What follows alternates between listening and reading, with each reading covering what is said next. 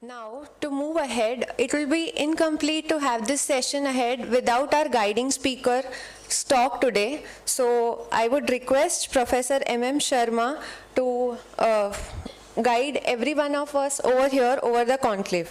Professor M.M. Sharma has obtained his PhD from Cambridge University. He was a professor at the University of Bombay and later became director of the University Department of Chemical Technology, ICT. He has honored by several universities including IITs by honorary doctorates.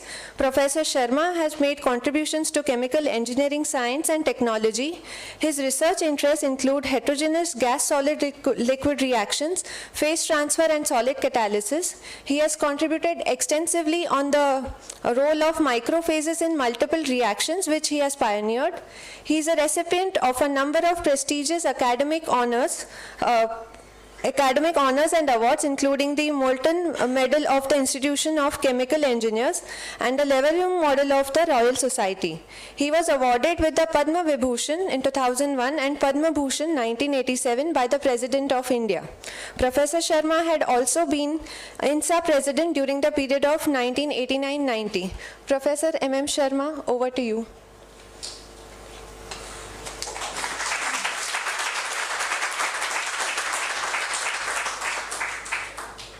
Professor Pandit, Mrs. Kiran Majumdar.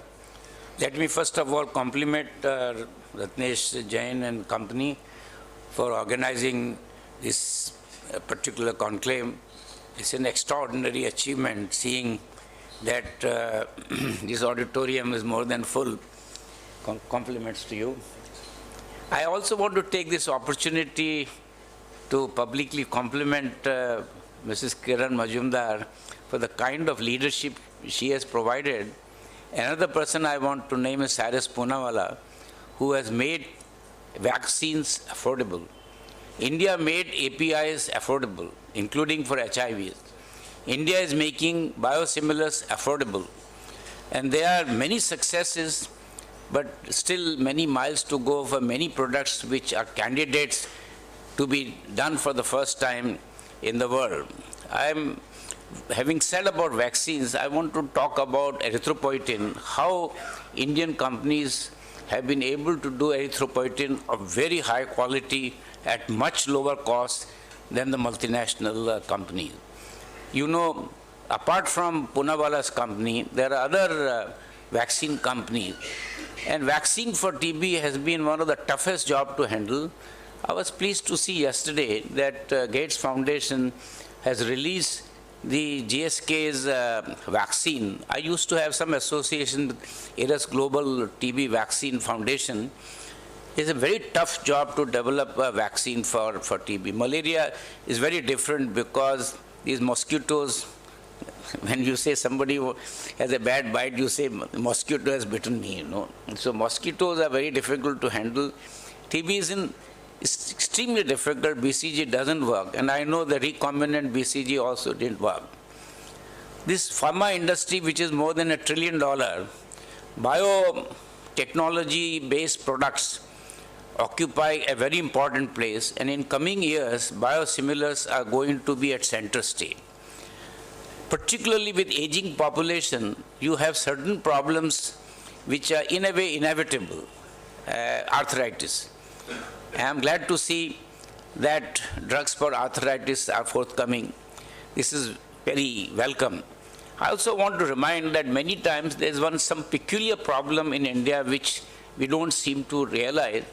When cheese was made from rennin derived from intestines of calves, it was a bit of an impediment for people to consume. It's all now GM, rennin. Nobody uses now rennin. Likewise, I want to quote one or two examples. Heparin. I want to throw this challenge that somebody should come out because all derived from pigs and there is always a danger of contamination. So heparin is a strong candidate. One of the problems in my own dealings with biotransformation is there is a serious lacuna in India for applied microbiology. In the name of biotechnology, botany has been finished.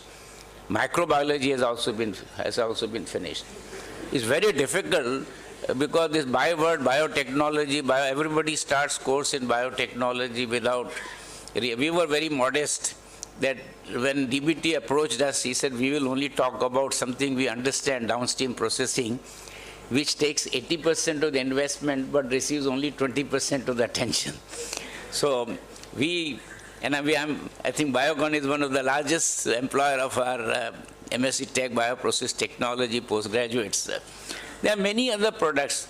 It is a pity that large number of biotransformation products are not being made in India. I mean, I'll name just simple glutamic acid, lysine, and nothing. Citric acid was there, wiped out. There are so many biotransformations these days which directly give you optically active molecules, the intermediate for gliptins, the intermediate for atorvastatin.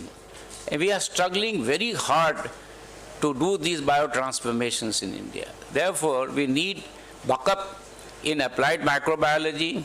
Now, these are all based on very hard, very demanding science, but very rewarding results. And this is one of those areas which I think Delhi should understand that without input into fundamental research, there is no chance of coming out with invention. There is no chance then to have innovation. So the support for fundamental blue sky research is absolutely essential. If you go back to the history of developments of new molecules, you'll find even in the area of NCEs, still India has not been able to hit upon a novel drug entirely conceived in India. We are coming out only with candidate molecules. In the biosimilars, we are doing most of the time products that are known. I am referring to items. Would you believe that even a simple item like cyclodextrins we are not making in India? We are not making, I told you earlier, lysine in India, and synthetic lysine cannot match. In antioxidant CoQ10, synthetic route is too expensive. Fermentation route, nobody has been able to. Hyaluronic acid, people claim, I don't know how successful the indigenous production of hyaluronic acid has been. I have not convinced myself that hyaluronic acid has been done at affordable cost. India is known for making things affordable, and so is the case with biosimilars. You have seen this in an outstanding way for vaccine. Now we are seeing for arthritis and other diseases which somehow or other, we don't want them to come, but they come, autoimmune diseases. So I compliment you once again. I'm delighted that this is being held in a hallowed auditorium, which is named after Venkatraman, who from the day one in 1934 in this institution took research as a beginning, and the first PhD in technology came out of the portals of this place. Thank you.